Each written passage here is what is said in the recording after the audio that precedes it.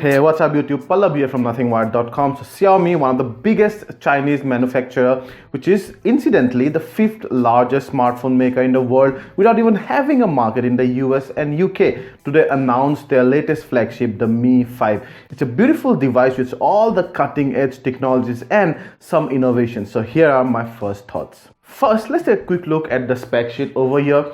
You'll see that it has a pretty modest 5.15 inch IPS screen, which is a full HD screen, so nothing very special there. What's special is that Xiaomi decided to increase the brightness level of the screen out of the box. Plus, it also made the screen more sunlight legible.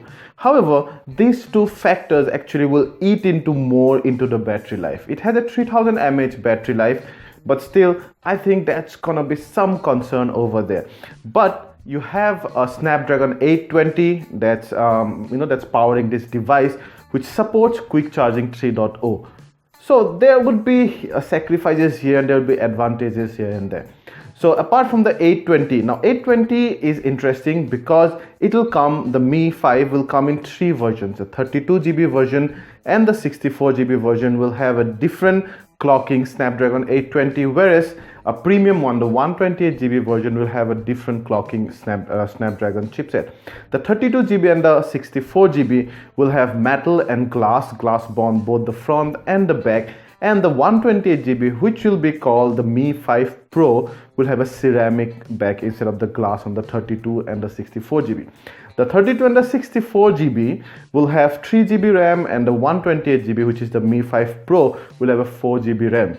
The 32 and the 64GB Snapdragon 820 chips will clock at I think 1.8 GHz, and the 128GB will clock at 2.15 GHz. So this is probably one of the first time when whenever you pay for more storage, the storage only does not increase, also the configuration and all also increase, and apart from the RAM, because of late we've seen that the RAM also kind of increases with the storage, but here you have the clock speed, you have the RAM, you have the storage itself increasing, so you get more than just the storage when you upgrade the storage models. It has a 16MP back camera and a 4MP ultra pixel front camera.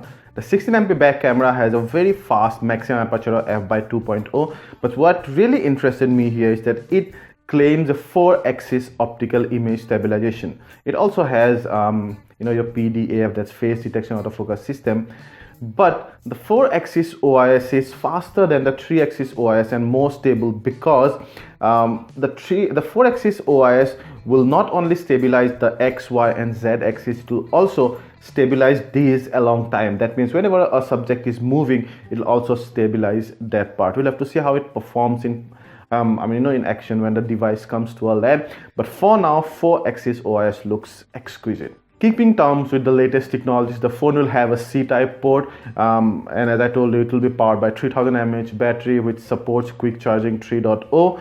Also, it will have MIUI 7 but on Android 6.0 Marshmallow. Despite of being all metal and glass, or metal and ceramic for that matter, the phone will only weigh I think just under 130 grams and will be just under 8 mm of thickness. That's amazing feat. Another interesting thing here, interesting observation, is that the camera does not have any bump. It kind of rests totally inside the body, do not have the bump, so that helps whenever you keep the device on a flat surface. It's not gonna hurt the lens. Some more of my observations are that Xiaomi showed 3 colors, the black, white and gold colors in MWC. I think I might be wrong, but in China, which was the Mi 5 was launched at the same time in China, so there they showed a rose gold version as well. And they told that the phone will start selling, on a phone will launch starting March 1st in China. They do not have any dates for India, but India will get a little later because we have the Redmi Note 3 coming on March 3rd, and that's a pretty old device, so we'll have to wait some time before getting the Mi 5. Now coming back to other observations is that it has ultra thin bezels, almost no bezel. That looks very good on a metal and glass body. Plus it has a curved back, much like the Mi Note, but also it will remind you of the Galaxy Note 5 if you've used one. There's another first for a Mi device, an introduction of a very Samsung-like home button which has a fingerprint integration in it.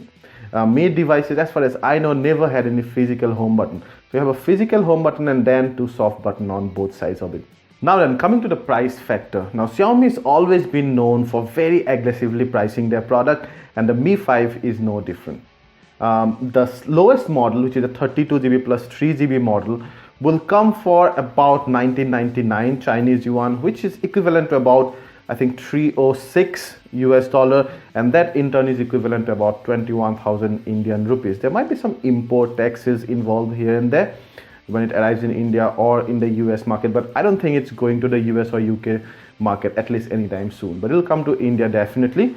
So about 21k, and then the 64GB plus 3GB version will cost 2299, which is close to about, I think, 352 US dollars, which in turn is just over 24,000 Indian rupees. And the ceramic version, 128GB plus 4GB RAM version, will cost 2699 Chinese yuan, which is equivalent to about 412 US dollars and about 28,000 Indian rupees. Now, the Mi 5 has all the looks and spec sheet of the flagship devices.